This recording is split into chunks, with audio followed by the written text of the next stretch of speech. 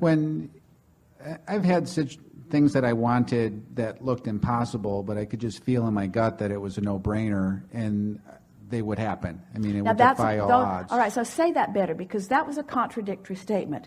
Looked impossible, but I knew it was possible. Which is it? It can't be both.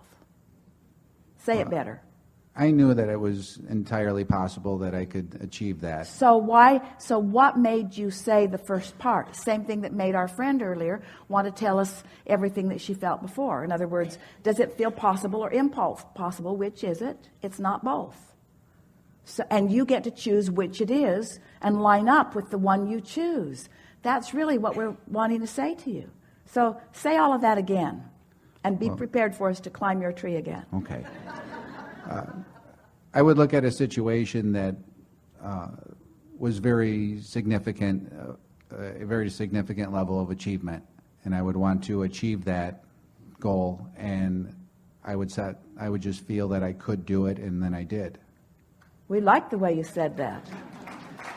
So from now on, those are the things that you want. That's what you want to practice. That's what you want to practice. So we're going to put that in Abraham terminology. I have some desires that haven't manifested. Human logic says if it hasn't manifested, it won't manifest. But I know better. I know that if this time-space reality has the wherewithal to inspire the desire within me, it has the wherewithal to deliver it in full fruition. That's the only thought you ever need to practice. If I want it, I can have it. If I want it, I can have it. If I want it, I can have it. Let's just take another step. If I want it, I can please myself with the wanting of it even before it manifests. Ooh, isn't that a nice thought? If I want it, I can take pleasure from the having of it even before I have it. Stay with us. This matters. If I want something and I don't have it yet, meaning everybody around me can't see me in the having of it, I can still have it in my mind. I can still take pleasure from the unfolding of it to the degree that the whole reason for the existence of the goal is to give me the life-giving moments along the way. And then not only do I have pleasure in the thinking about it, but I'm going to have pleasure in the manifestation of it. Can you see how this step 4 that we're talking about is, so I want this thing I want it. I'm asking for this thing I do not have. But I'm so not bound up in the not having of it. I'm so at one in my knowledge that it is coming that there's no absence of its vibration anywhere within me. I'm not longing for it. I'm not yearning for it. I'm not suffering for it. I'm not pleading for it. I like knowing that I want it.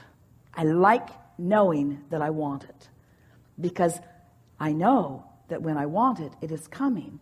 And therefore, whether it's here right now in full manifestation or whether I'm on the trail of it is the same for me. There's no absence of it in my vibration.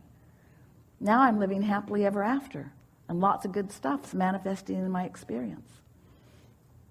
The whole process of living happily ever after is to not spend an inordinate amount of time in step 1. Ask and get on with it.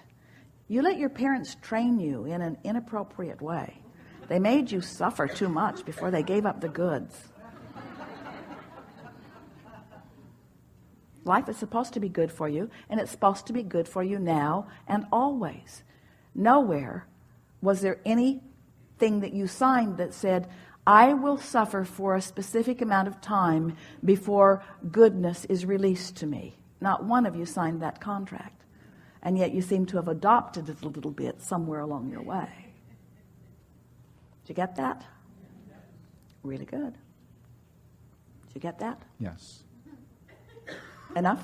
Yes, thank you. Really good.